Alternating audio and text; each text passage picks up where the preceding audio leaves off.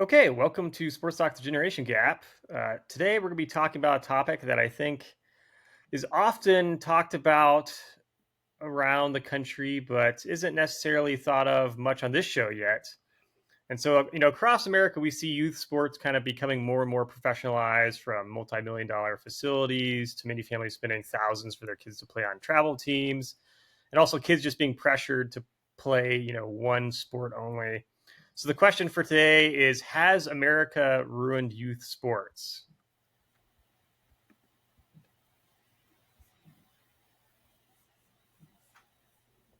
Well, I haven't been a part of youth sports in a while, so I don't have a direct knowledge of this. But from what I've heard, it hasn't gotten better. Um, from anything from parents being kind of overbearing on their kids to uh, abusing refs to just in general the at the elite levels it becoming a year round thing, and a lot of kids are not playing multiple sports anymore. They're trying to focus on one, and that really takes away some of the experience. And I think long term is not great for their athletic future. There are a lot of top tier pro athletes that have said one of the things that helped them was playing other sports. So, look at Patrick Mahomes and what he can do on the football field, throwing these crazy passes. A lot of it is because of his baseball background. So,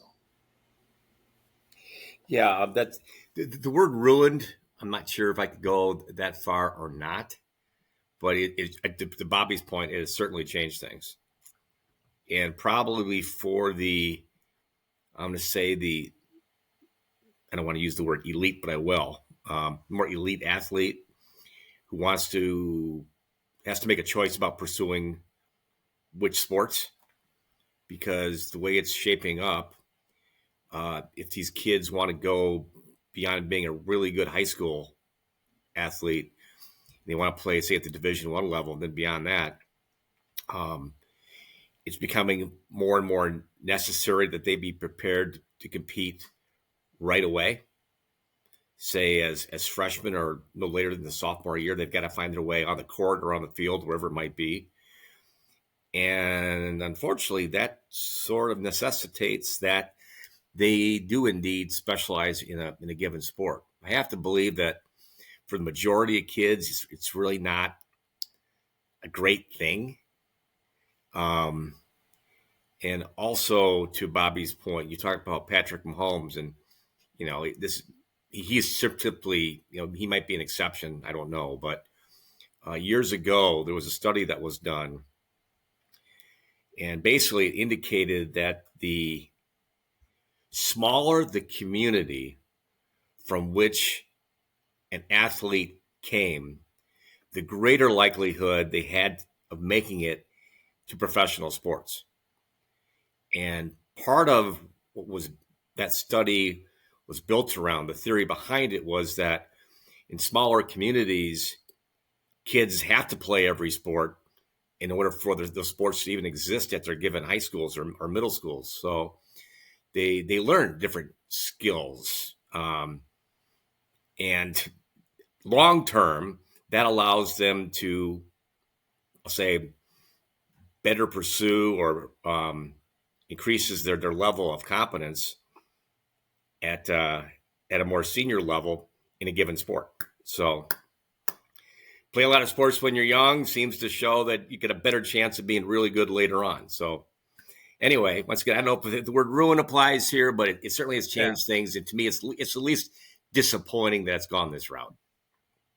Yeah, I think a lot of professional athletes echo that sentiment and talk about how, you know, it's weird that people are not playing multiple sports anymore. And that was something that was advantage for them growing up. But I think, we think about, okay, what's kind of the causes of this? I do think that there's this kind of really toxic aspect of adult coaches or parents that seem to want to live vicariously through their kids or through the kids they coach. Kind of like maybe a parent dreams their kid becoming a pro athlete, and then there's a lot of coaches that I feel like want to be pro coaches, and are taking like very youth level sports, middle schoolers or something like that, as if they're they're in the NFL or something. Um, it's kind of insane. But I think that I saw this in high school, start to emerge where the high school football team. I remember when I was there, got a multi-million-dollar stadium for a team that, I think the few years prior to that stadium, they had won only a couple games a year. And they also had like a coaching staff with like 20 coaches. And so all these people are filling up positions in the high school teaching kids. And so you have 20 people employed by the school to really be on the football team and, pretend to be teachers essentially to a certain extent. So, it seemed like the priorities are kind of all wrong as well, which I also think probably at the end of the day hurts the development of a lot of athletes as well, because you're getting a lot of kids that are hyper focused on one sport that maybe they would be better at a different sport if they had the experience playing different ones. But the pressure prevents them perhaps from being able to experiment more growing up. Yeah, actually, you raise a point there that goes back to that study I was talking about, and part of the study indicated that a lot of kids aren't necessarily mature enough or skilled enough to excel at a given sport at a given time in their life. Say when you're 15, 16 years old, you're not ready yet. Yep. And what happens now in this hyper competitive environment, a lot of those kids get cut from their teams and they never get the opportunity to play in a given sport. You always hear about how Michael Jordan was cut from his team when he was a sophomore in high school. And yeah. look what happened there. But for a lot of kids, they don't have that same opportunity, to make it back because they don't get to participate in practices where they learn a lot of the skills that are necessary to go forward. So, yeah, I can certainly understand where, if you look at it today, if you want full participation and you want kids at the end of the day to have achieved their full potential, the way we're structuring things today doesn't really allow for that. Yeah, and some of this, especially with like the overbearing parents and coaches, I mean, it's become parody now with how out of control some of this stuff gets. There's actually a pretty funny Twitter account called Coach Casey Smith, and I just found a post that showed up in my memories today. It was so funny.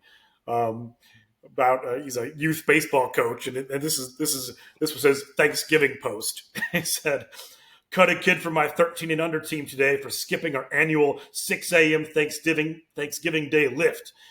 Do you want your child to be thankful for family or for hitting 400-foot bombs? Some parents need to get their priorities straight. Hashtag be elite." And you can see something like that happening. Yeah. Yeah. John, have you ever coached any youth sports? Yeah, I coached middle school basketball. Okay. And what kind of coach were you? Were you yelling at players? What were you like? I never yelled at a player except to encourage them. I never yelled at a ref. Yeah. I had parents who got out of line, including one episode where a parent got out of line and they basically baited their own child into misbehaving and got booted out of the game. That was very embarrassing for both the father and the son. Yeah, I mean, it's certainly not all refs and not all players and not all coaches have the same ability, right? But at the end of the day, if you're looking at refs don't have any interest in seeing a kid fail. They don't have an in for a parent's son or something. I mean, it's like, what the heck? That was ridiculous. So, no, to me, it was never. I just really wanted to have a lot of fun with the kids. I want to see them grow and really love sports, right? Yeah. And if they were good, to get to another level, because it was kind of fun working with the kids, maybe less ability too. So I always found that really enjoyable. Though I hear more and more parents chirping about the coaches and whatnot. That really would not settle real well for me. But hey, Yeah, It is what it is. definitely. Yeah, I mean, I feel like I've seen a lot of different coaches from whether soccer to even playing basketball. I remember some kind of funny coaches as well playing basketball. But yeah, I actually know even hockey. I mean, I feel like there's always like one of the fastest ways for me to tell like a coach that really didn't seem to have much depth and understanding of a game are the coaches that yell the most, because typically they just yell some nonsensical thing that really is just like run or go faster. It's Yeah. something that really has no strategy behind it, just this go-to phrase when you have nothing else to say. I definitely seen a lot of those. I remember like a hockey coach was yelling at players. This is like his go-to phrase, like, you gotta start skating out there. Yeah. The people like, what does that mean? Okay, Right. all right, we'll start skating. And yeah, I see that a lot in soccer too with some coaches. But I also feel like the amount of delusion you must have to like really get fired up and yelling at high school players at like halftime or something like that, just because maybe they're not doing well against a team that's obviously much better than them. It is kind of amazes me how just the lack of awareness people have, or how important they think they are, that they should be yelling at people's kids in the locker room for a high school game. None of these kids are ever going to go pro, most likely. So Yeah. I mean, you have to kind of think for yourself. I mean, when you participate in sports, did you perform better when you got yelled at, or when somebody was really cheering on your behalf?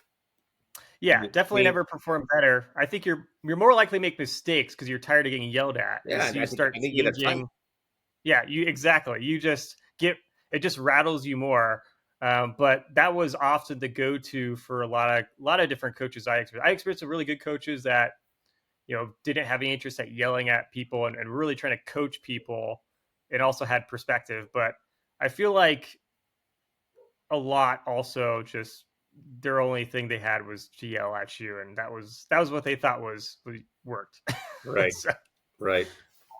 but yeah, it's I think I don't think it's getting much better today. I think it's probably, I mean, I don't know what the coaches are doing per se, but I do see a lot of coaches, like I saw recently some like middle school or something football coaches, and like decked out with like headsets on, and they had like 10 coaches for a middle school football team. I'm just thinking, like, you guys are in the NFL, what are you doing? Like, this is just so stupid. I just imagine these people drawing up plays in their spare time for their middle school football team, and like studying it, making their players watch footage or something. I don't know. So I always thought it was a a lot lot of more fun delusional. for when you played football to drop a play in the dirt. Yeah, that's right. Yeah. Oh, so yeah. Well, I'm just glad I'm not playing youth sports now. I don't know what's going on with that today, but It's got to be I don't elite, think Benny. it's It's got to be elite. that's right. If only I had PJ Fleck as my coach. Then you'd be elite. You'd be That's elite. right. My life would be changed Right? for No, sure. you'd be rolling. Every ball is an What, elite ball. The ball is the program. John? Did you ever have any like crazy coaches or something? I had better coaches than other ones. I mean, I'm trying to think back. I had a really good basketball coach for a while because he liked me and let me play a lot, so I liked him. Okay, But that works. no, but it Yeah, was like, I mean, the coaches who could really teach you and could teach strategy, I could identify most with them, right? yeah, Because I wasn't a great shooter, a great ball handler, and I wasn't very fast and I wasn't tall, but I knew how to play D, and I knew how to pass, and I knew what we were supposed to be trying to accomplish. So I like coaches who work that way.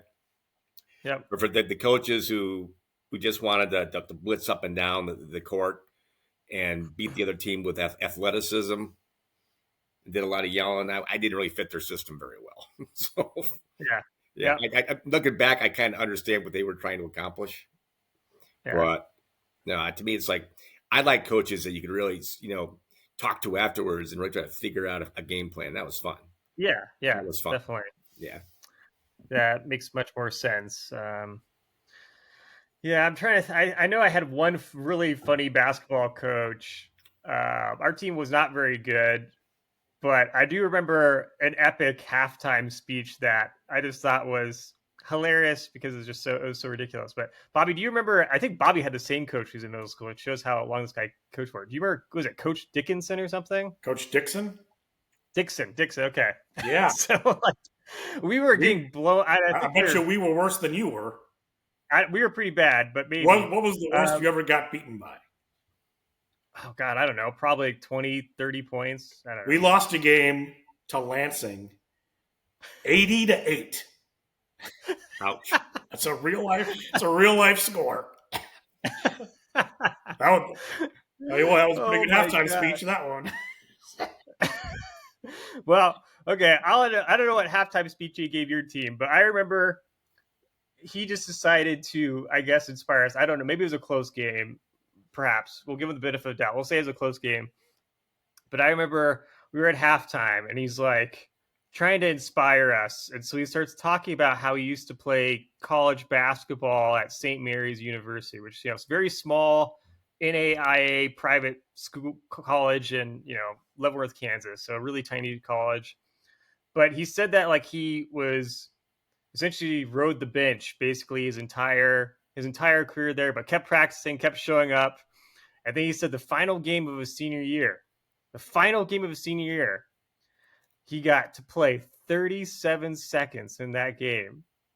And that was the inspiring halftime speech. And I just looked at my teammates. I was like, I get what you're trying to do here, but I'm not really feeling that one. Yeah, you gotta work that story a little differently. So it's like 37 seconds.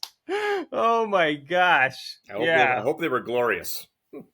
Yeah. I have to look that team up. Maybe they won championship after championship. I don't know, but I did not feel it. I don't know if you got that story too, Bobby, but I don't. I mean, probably. I don't really remember specifically, but his go-to I mean, story. I was the starting center, so that's how that should tell you how bad we were. If I have to be the starting center, we got problems. Did you foul out a lot? I don't think so. I don't think I ever. I don't think I ever fouled out. Not that I can remember, at least. But I was like, I'm not sure what height I was then, but I was pretty average height for that league. Maybe slightly taller than most kids, but I was not a center height. That's for sure. I think I was the backup small forward. I got to play. I didn't get to play much. I remember I played. I don't know, probably. I think the first game I played a few minutes, and I scored a point, like 2 points, and then the rest of the season I didn't play much. So I guess I didn't score enough in that time. So blew my shot. But I played a lot of pickup basketball and was very successful in that. So I guess you just never used me properly. That's I will say when I look back at our high school basketball, or junior high basketball programs, looking back, we probably could have used more of an off-season league to play in because we could play other schools, and we might have had athletes who were pretty similar, but man, we didn't have the skills at all. We had no skill. I mean, it was obvious these kids have been really taught well the fundamentals of how to play, and we didn't have that. Yeah, I mean, Leavenworth, Kansas has been good at basketball at different periods of time, and has had a few people that have gone on to be pretty good players. But I feel like the program's gotten worse over time. So, at least from what I've heard. But Wayne Simeon came out at Leavenworth, started Kansas. Then we also had, I think it was Nino Williams who played at K-State. So, a couple guys made it. Yep. Well, I guess maybe we should move on to the lightning round. If you guys are ready for that. Fire away. All right. All right. So, first question goes to John. Lightning round question. John, is professional wrestling a sport? Yes. Okay. It's a non-traditional sport. Okay. It may be a semi-scripted sport. Yep. Although I understand there from time to time there's some real skills, real anger. There's some real technique and strategy involved Yep. in it. That there is some of that. That said, I have no interest in watching it Yeah. because at the end of the day, the outcome is predetermined. That doesn't do anything Yeah. for me. Bobby, do you agree that pro wrestling's a sport? No, it's not a sport, and that's because it's scripted. It's closer to a play than it is a sport. Oh gosh. Yeah, I mean, if a sport's defined by having an unpredictable outcome, then yeah, probably wouldn't be a sport. I would say those guys are athletes for sure. I wouldn't. Yeah, necessarily say I'll it's give a them that. sport. Definitely But athletics. those guys are probably, yeah, obviously a lot of them are great athletes, and also I would say a lot of them take incredible risk. I would say there's more like a circus act in many ways. Yeah, it's a better comparison. Except more like real intense because you were actually like purposely falling all the time. So some of the stuff that they do is insanely dangerous. But yeah, I would say it's like a mixture between the circus and like UFC kind of. So because you're not actually trying to hit someone or hurt them, but a lot of injuries in that though I've heard. So yeah, and UFC is a sport. It's not a sport I'm all that interested in, but no. It is a real sport.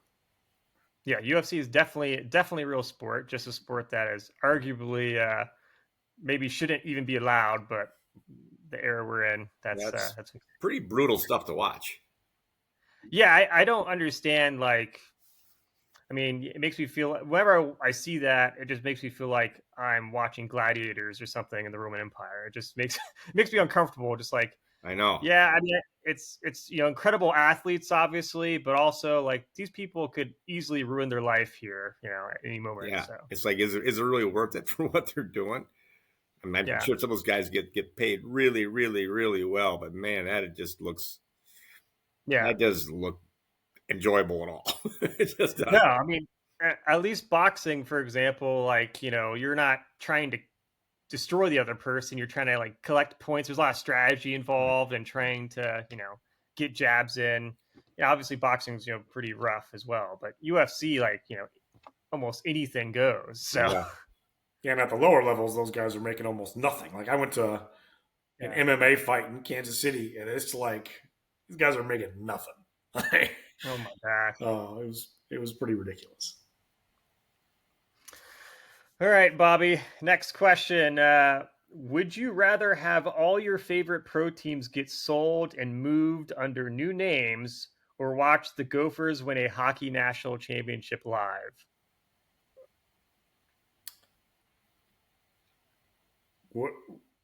Would I rather see all my favorite pro teams move or see the Gophers win a title live? I'll take the Gophers winning a title live. Okay. All right.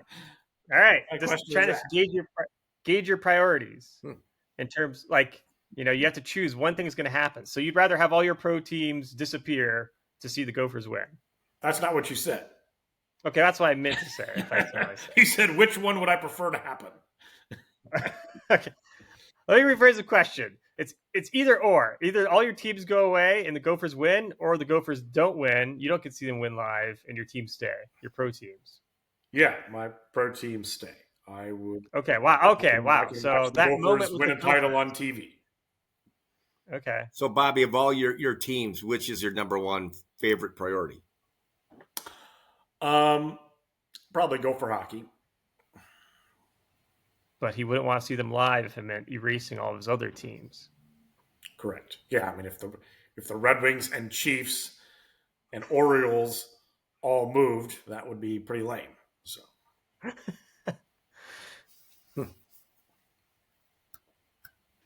John, would you do that with Wisconsin? Would you rather see like the Badgers win a national championship in football or basketball to have all the other teams that you support disappear? All the professional teams? Yeah. Yeah, they could all go away. Yeah, he's not a big enough Yeah. fan. So No, he's not. No, that's why. I'm not. Well, I used to be an Orioles fan. I still am, but I don't follow them very closely, right? Yeah. And I was a significant Baltimore Colts fan. And when they left Baltimore, I just never saw professional football quite the same. Mm. There are times I'll root for the Packers. There are times I'll root for the Colts. With Jonathan Taylor, they're definitely because they have, I'll root for the Colts because they have Jonathan Taylor. The Baltimore Ravens, it doesn't do much for me. But, it's still fun to watch some pro games. But I'm just not as bought in as some other people might be. Do you feel that you were brainwashed as a kid to be a Baltimore sports fan? Without question. Okay. I don't like to think that because I was pretty passionate about it. But yeah, there's no question that some of that brainwashing hasn't gone away. No. Your father told me that the Packers used to cheat, and when the referee wasn't looking, Bart Starr would move the ball forward. I mean, all kinds of stuff. And oh my god, I bought that, and it's hard to shake that. Wow. Yeah, he's been peddling misinformation for years about sports. I know. Oh man, yeah, that's pretty insane. But I'm not surprised. Yeah, I feel like I mean, I'm at a place where I try to support my hometown teams as much as possible while still supporting some of the teams that were brainwashed into me a bit. But but yeah, interesting dynamic there. All right, John, next question. Who is better at basketball, you or your brother Bob or your brother Charlie? Well, it definitely wasn't my brother Bob. There just wasn't enough coordination there. I guess it might depend on what level. I would think post high school, Charlie was probably the best. Okay.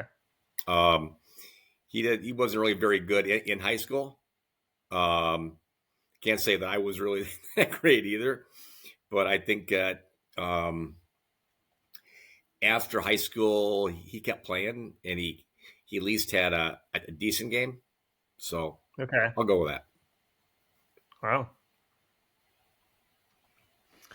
Not bad. I guess so. Is he like played pickup or something, or just played in college pickup? Intramural games, and we used to have like a city league team. Yeah. I used to play in that once in a while. Charlie played it a lot more than I did. Nice. I've been playing a lot of pickup basketball. I played a lot of pickup basketball for years now, but yeah, I averaged like, some games average like 20 points a game. So goes doing well. Until I sprained my pinky, though.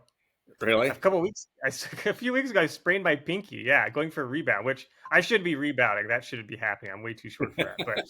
But I tried to rebound, and I think either someone hit the ball or something. And my pinky got super bruised and swollen, and it still hasn't been quite the same. So, So you still play pickup ball? Yeah, I play with college students regularly. At the college gym here. So cool.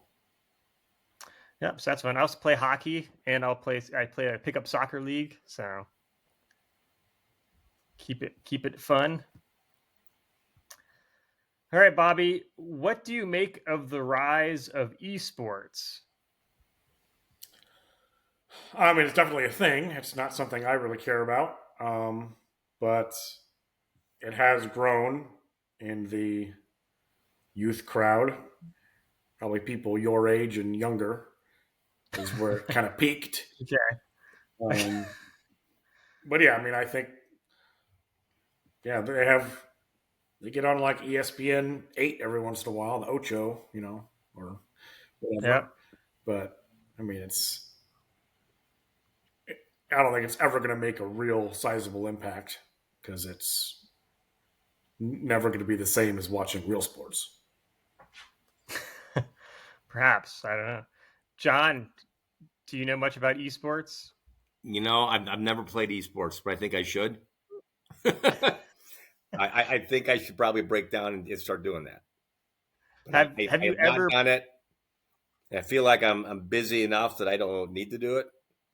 Yeah. I mean, if I had like idle hours every day where I wasn't doing much, that might be something to do. But no, I haven't reached that point yet. Have you ever played a video game? Yeah. What video games have you played? What video games have I played? Yeah, I'm just I don't know. I have I'm like curious. arcade video games or just Okay, in well, general. okay, that's I it's mean, like 80s style games. yeah, Have I you mean, played yeah. modern games like Madden? Have you ever played Madden? No, I've not. See, I'd like to play Madden. Have you ever played like PGA Tour or something like that, golf or something? No, I like the real thing. Have you played Wii Sports? Yes. You have played Wii Sports. Okay. Yeah. All right. So bare minimum. We used to have a Fine. we might still have a Wii here in the basement. I'm not sure. Okay. All right. So that's something. You have done something. Mm-hmm. Interesting. Bobby, are All-Star games pointless now? Pro sports all-star games. I mean, Yeah. it depends on the sport. I mean, at the end of the day, they don't really mean that much.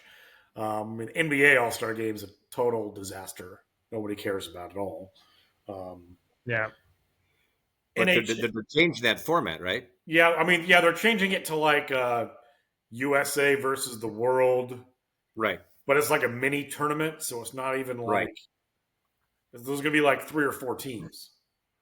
Right. So, I mean, if they're going to do that, I think they should just do 2 teams, USA versus the world, or North America versus the world, if you want to do it that way, and just have one game with 2 teams. Trying to do a mid tournament is just confusing and it's too much. What's if they're going to have an all-star game like at any level, Major League Baseball don't really do it in football anymore, do they? I mean, they got the Pro Bowl still, but They do. That's got to be a joke. Nobody wants to get it's flag football now, so yeah. Yeah, I mean that's what I mean. So, what should the stakes be? One-on-one tournament. I mean, but is it for money? Is it for charity? I mean, they've tried doing that. I mean, I think the NBA's tried doing it for money and for charity, and it still hasn't moved the needle. I don't think there's a whole lot you can do stakes wise to really spice it up. What about home court advantage or something like they used to do with baseball? Yeah, I mean that's just a little. I mean, Something. Yeah, it's something, but I think it's a little gimmicky, and it's not. I don't think it's the best way to determine who gets home field advantage. Well, I mean, it's always going to be gimmicky to a certain extent because you have conferences. So I feel like Yeah, but at least you're basing it off of team's record. Maybe you have a team that has a historically good season and they don't get home field advantage because their conference lost the freaking All-Star game. It's pretty dumb. Should have won the All-Star game. Because also, when you look at how these teams are getting selected, a lot of times there are fan votes involved, and it's kind of dumb in that respect. So, I think the only thing that is really go ahead. I was going to ask a question. I don't mean to throw you off there, but what are TV ratings like now for All-Star games? I don't Are think they still pretty high because they got a lot of star power? I think they mostly suck compared to what they were like maybe 20 years ago. However, the NHL hit a total home run with the Four Nations face-off last year. That became a big deal. Yeah, that was a great idea. Did that replace the All-Star game? Yes. Okay, so that worked out pretty well. Yeah, and so that worked real well. I mean, nobody really knew what to expect, but you had guys playing for their country, and that makes a big difference. Right. So you had USA, Canada, Sweden, Finland, 4-team tournament, and I mean the championship had crazy ratings. It had Stanley Cup ratings. Right. Well, you had a great finish there at the end. Yeah, it was awesome. And it was partly because it hadn't happened in so long. I mean, NHL players haven't played in the Olympics or had a World Cup since 2014. So there was a lot of appetite for it in the hockey community. And it just took off like wildfire when they had that round robin game that had the 3 fights in the first 8 seconds, and it just completely took off from there. So. Are they going to do it again this year? No, this year NHL players are going to the Olympics. Oh, that's right. So there's going to be no All-Star game. They're going to be doing the Olympic break instead. So that'll be awesome. I'm real Okay, excited. but in future years, will they go use that format again? Yeah, so what they're planning is going to be doing alternating years. So we got 2026 Olympics. In 2028, they're going to have a World Cup of hockey, and that'll be like 8 teams, I think is the plan. And they'll just do a World Cup, and then they'll be back at the Olympics in 2030. I think for the odd number of years, they were still planning to do an All-Star game. Maybe they'll switch it up to something else. But they're planning to do Olympics or World Cup every 2 years now. Cool. So that'll be fun. Something I've been asking for forever. Nobody wanted to listen to me. It's the best hockey in the world is Best on Best International Hockey. There's nothing better. I finally listened. There you go. Thanks to Bobby. That's right. John, what would you say is the best sports movie of all time? The best sports movie of all time? Yeah. I don't think it's really close. I think Caddyshack. The best sports movie. Caddyshack. That's interesting. Okay. Caddyshack is one of the funniest movies ever. And I don't think I've seen it. You should see it. It is hysterical. If you've ever spent any time around a country club, especially the old ones, Caddyshack picks up on all of that. It really does. I mean, it's just it is a stitch. The first time I saw it, I was absolute pain laughing so hard. Oh my gosh! Yeah, so that is a classic movie, and I can't think of a close second. Wow.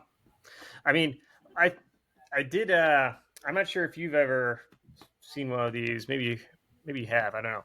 But there's like a Caddyshack restaurant in Chicago near the airport, and they have like Caddyshack beer and stuff there. Sure. That I'm not sure. That beer is amazing. I know. I really love that beer, but you can't buy it anywhere except for like in the restaurants. Uh-huh. So, but that's just my Caddyshack experience. That's about it.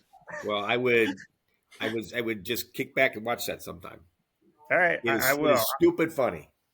All right. Stupid funny.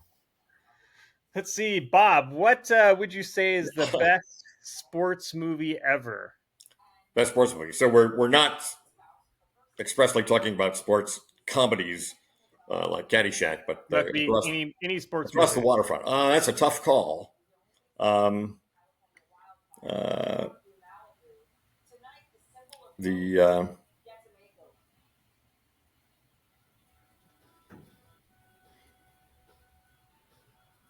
one that's a tough call. One I've watched the most often, repeatedly, is Moneyball, probably.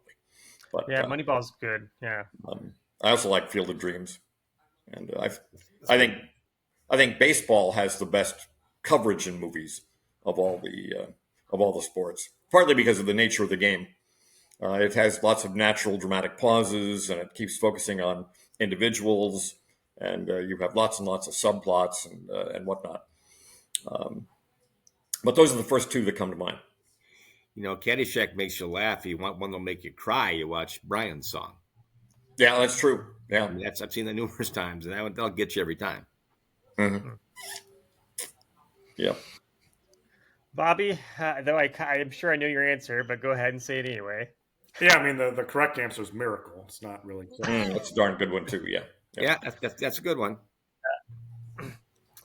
I mean, I feel like those are all good options. I'm trying to think of one that I probably watched the most, and this was mostly just because it came out when I was a kid, and obviously I played a lot of soccer. But the old movie, now it's old, which is weird to say, but Kicking and Screaming with Will Ferrell as the crazy soccer coach.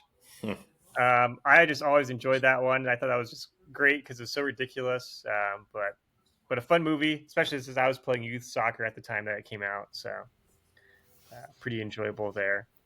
And Will Ferrell in his prime was pretty fun with these crazy films. So. Yeah, it is a topical movie based on what we were talking about. That's right. That's right. People if you're worried about youth sports today, just watch Kicking and Screaming, and that's an accurate depiction of the situation today. So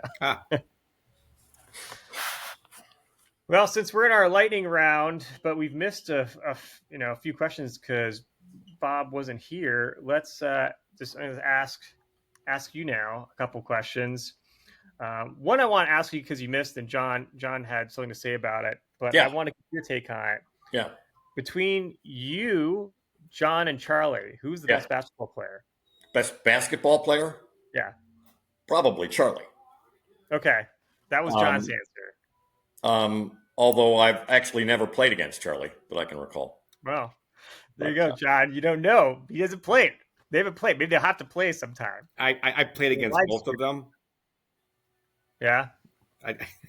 No offense, but I'd take Charlie. Do you think who's better between you and John, Bob? I can't even recall playing John, to tell you the truth. So I really don't know what kind of game he's got. I think we did some driveway. Also, I would say it's is a difference between, say, 1-on-1 games and 5-on-5 games. So I think I'm really good at getting into the flow of the 5-on-5 and picking up on defense and playing my roles and stuff like that, and getting up and down the court in a hurry. So, You didn't think about that, did you, John? yeah. So what? The importance of 5v5 versus 1v1. I think I do just fine 5-on-5. I'm not concerned about it. I always got to play points. I pretty much got to do what I wanted to do. I think we have an old family video of you two playing in basketball, actually. Really? Maybe we'll just upload it on the YouTube channel. Let people decide. Yeah. I think I remember one where there's like the ball hits the rim and it gongs Charlie in the head when he's a real little kid. I think that could be it. I know that you guys were shooting up bricks basically nonstop. Yeah, it was pretty bad. I remember Dad was shooting that video, and it was pretty much Brick City there on the driveway. Yeah. Well, I'm just going to upload it on YouTube, and we'll see what happens with it. Pretty great. Yeah, you guys were really impressive, though. Yeah. I mean, Charlie does have the most gold medals in the free throw shoot. He's got 2. So okay, that's some evidence. Well, wow. The last time we did a free throw shoot, I guess it was Nick that won that. John has down there one. in the row. Yeah. Okay. See, yeah, Nick won the last one, and I won one. Fair, I won the I think first Nick, one. Nick basically cheated though because it was his hoop. So he's probably practicing out there for days beforehand. So don't really trust that one. All right. Let's see, Bob. Who is the greatest Russian athlete ever? The greatest Russian athlete ever. Wow, that's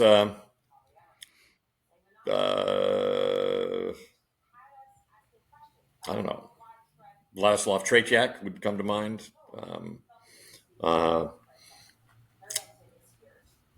First, they had a lot of great forwards. Or if you want to talk impact, there's a guy named Vsevolod Bobrov, who was a great soccer and hockey player. So surprised you didn't that say goes a long way back, though. What about like Lev Yashin? Fine. Considered by me to be the greatest soccer goalie of all time. So I never saw him play, so I don't know. oh my gosh! All right. Whereas I saw Tretiak a lot. Yeah, I mean Lev Yashin's also the only person to ever the only goalie to ever win the Ballon d'Or. So that's pretty. Learn your Russian history there. That's wow. So how many times did you see Tretiak live? How many times did I see him live? Yeah. I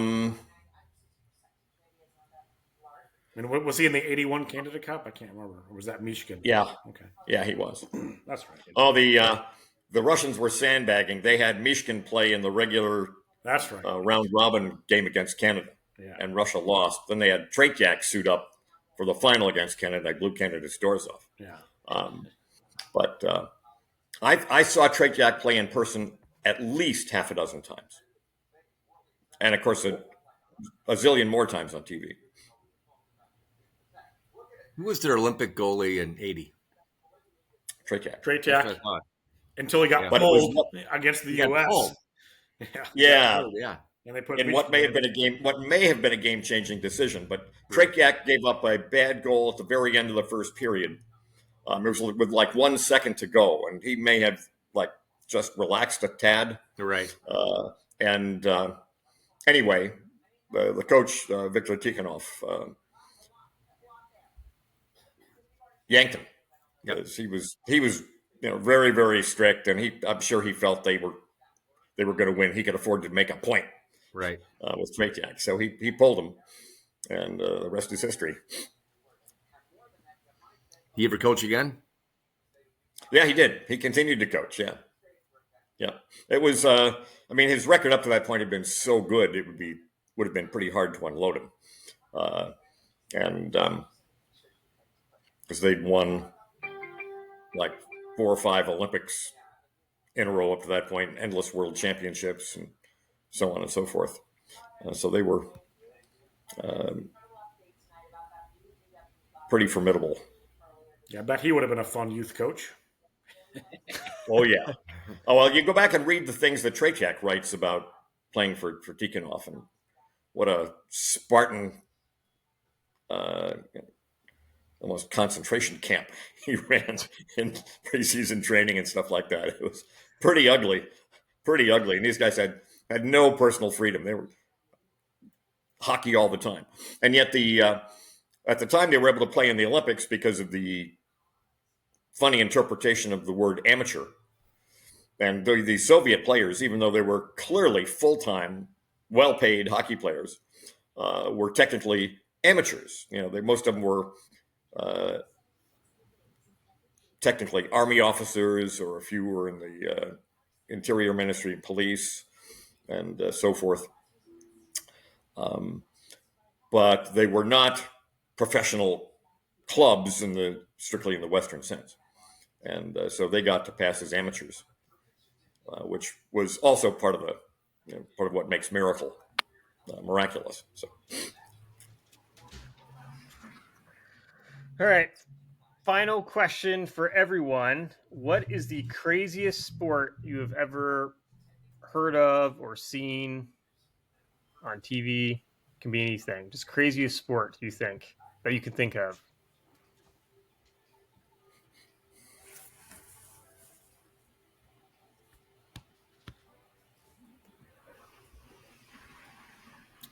There's a lot of crazy stuff that ends up on ESPN 8 to Ocho that you can't really classify as sports necessarily, but they put them on there, like slippery stairs. That's pretty stupid. Stairs. What's that? There you go. Yeah. That sounds good. Bob or John, anything come to mind? I think it was popular kind of back in the 80s, maybe the late 70s. They had celebrity sports events, Battle of the Stars or some such darn things they would call them. Some of them were truly pathetic, but also those superstars type shows where they'd have athletes come on and do all these ridiculous tasks in competition with a clock or something else. A lot of that was really totally contrived and silly. Yeah, I got to put Battle of the Stars there. It was just stupid. And obviously they're trying to fill airtime between sporting seasons or something. And that was it. Most of those celebrity athletes, with a couple of exceptions, but for the most part, they weren't really that spectacular. That was pretty lame television. Wow. Have to look up that show, Battle of the Stars. I remember there was a show that was out for a little while. Bobby remembers this probably, called like Pros versus Joes. Yeah, it sounds somewhat familiar. Which, like, I guess you'd have like pro athletes going against just regular people and something to kind of show the difference. Most insane, I don't know if it counts as a sport either, but most insane thing I've ever seen probably is like some of these events at like rodeos where they have people in these giant bubble balls and they have bulls running into them. And there's somewhere someone goes flying into the air like they're about to leave the atmosphere because a bull. Down in Texas, they have like at rodeos, they'll like in intermissions, they'll have like baby bulls and then like kids running around and the baby bulls going like smash them, and I guess totally ridiculous. Well, I mean, that just reminds me of like they have those mascot football games, mascots versus like mascots versus the kids. Yeah, that's also nuts. Yeah. Yeah, where like you have grown men in costumes tackling children as if that's okay all of a sudden. Yeah, I think they had one at a Colts game recently. I saw some highlights of that. Yeah, I mean, you get kids getting trucked by, some 6-foot mascot, and it's just insane. Like Goldie the Gopher out there stiff arming some kid. Yep. And celebrating it. Yeah. It's like, because they're in a costume, though, it's okay. If they weren't in costumes, they'd be arrested probably, so. Power of mascots. Oh, here's a crazy one if you've never heard of it. The Cooper's Hill cheese rolling. In Gloucester, England, participants race down the 200-yard long hill chasing a wheel of double Gloucester cheese. Chasing it? Yes. And so they end up just rolling down this long hill and then beating themselves up, and whoever gets down to the bottom first wins. It's totally insane. Sounds like a classic event. They're chasing a wheel of cheese. Yep. And they're trying to get to the bottom first. Yep. So help me with that. So they're racing down a hill, and it's really steep. And nobody can actually run down the hill. So they end up just rolling down the hill and bumping and crashing, and it's really, really long and really steep. So they all end up getting injured. So they're not really chasing the cheese. They're kind of following the cheese down. Pretty much, yeah. Nobody actually catches up to it. It's just whoever gets down there first wins. Well, that sounds like a very, very sensible sport. Yeah. Yeah. Wonder why they haven't done that in Monroe yet. Yeah, I know. I was going to say, maybe I was going to hear something really new and cool there. I could, try to start here, but I'm not sure that's going to work. It's been around since at least 1826, apparently. Wow. There you go. I could see a bunch of guys, dressed in lederhosen trying to do that. I'm sure they have to be little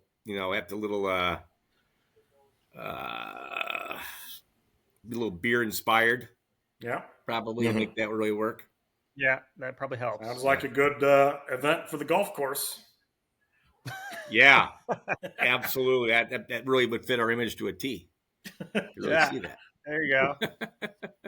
That'd be great. Good publicity and lawsuits. Yep. A little spotted cow action. Away you go.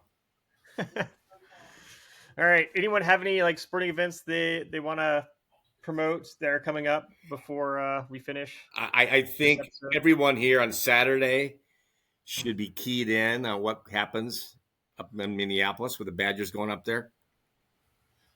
I think that's an interesting one, Bobby. Yeah, I'd say it's a toss-up. We haven't been playing all that well. Our defense has been terrible. We got a good quarterback, but I'm.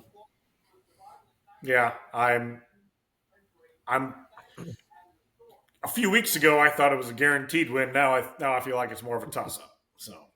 Yeah, I'd probably call it a toss-up too. We're playing a little better. We got some inspired play on defense. Our offense still kind of sucks. But at least now we're running plays that a running quarterback can function with. Okay, so your offense sucks, our defense sucks, so could be a low-scoring game. Could be pretty bad. Could be win by turnovers or special teams if the guy Coy Perch goes nuts or something. Yeah, Coy Perch, he could run one back, and something like that. Yeah, he was almost a Badger. He got down to Wisconsin and Minnesota. Going up there. Bob, any sports coming up that you want to make note of for people? first time ever the Ivy League is playing in the FCS championship playoffs. So with the rule change, so we'll see what happens there. It's a venture into the unknown, but Yale's coming off big win over Harvard, predictably an upset. That no series in history has generated a higher percentage of upsets, I don't think, than that one. I believe over 50% of the games played over the years have been upsets. And many of them under the most ridiculous conditions. If one team comes in undefeated, they're almost sure to lose. It's really really preposterous. Yale pasted Harvard last week before a pretty good crowd in the Yale Bowl, around 55,000. And oh, wow, that's pretty good. It was pretty good action. And so they both got drafted into the tournament. They tied for the league title. Yale got the automatic bid because they won the head-to-head game. And so see what happens after that. Is Army Navy this weekend? Or they already played? I believe no. I think it's the first weekend in December. Yeah, yeah. This weekend is all the regular rivalry games, or like all the other rivalry games, and then Army Navy's usually like on its own. Yeah, okay. And that's December 13th. Yeah. Okay. Wow. Yeah. Play that late. Way off there. Yeah. The Army Navy game is on my bucket list. I'd like to see that. I hear that's really amazing. Yeah. It is really spectacular. I mean, I've been to Army games at West Point. Yeah. But I've never seen an Army Navy game, and so right. Well, that's pretty special stuff. Yeah, a friend of mine's son is an offensive lineman for Navy. Really? Okay. Okay, they're playing in Baltimore this year at M&T Bank Stadium. Yeah. The Ravens Stadium. Currently, tickets are get-in price is $291. So. Okay, I can believe it. It's usually a sellout. Could be worse probably. So. Yeah. Wow. Let's see. I guess the sport I'll give a shout out to will be Messi's gonna be in the conference finals for the MLS. So if they go to the championship, that will be pretty notable because that's gonna make a lot of money for the MLS. So we'll see. Yeah. But yeah. And I should also note, coming back from Tashkent just a few days ago, Uzbekistan is really pumped over the World Cup.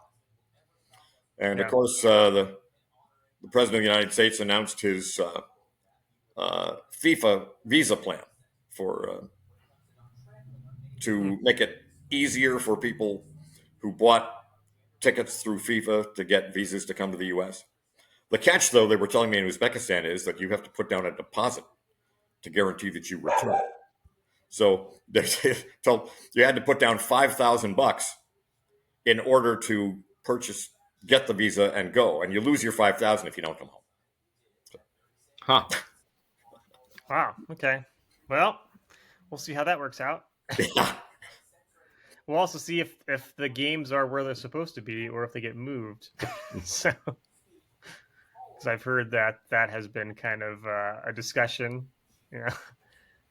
If this, that some cities may have their games moved to different cities if they don't, I guess, behave themselves or something. Well, really? Yeah. Yeah. Well, it'd be interesting to see the draws and who's playing where. Yeah, sure. Cool. All right. Well, that ends it for this episode. So until next time,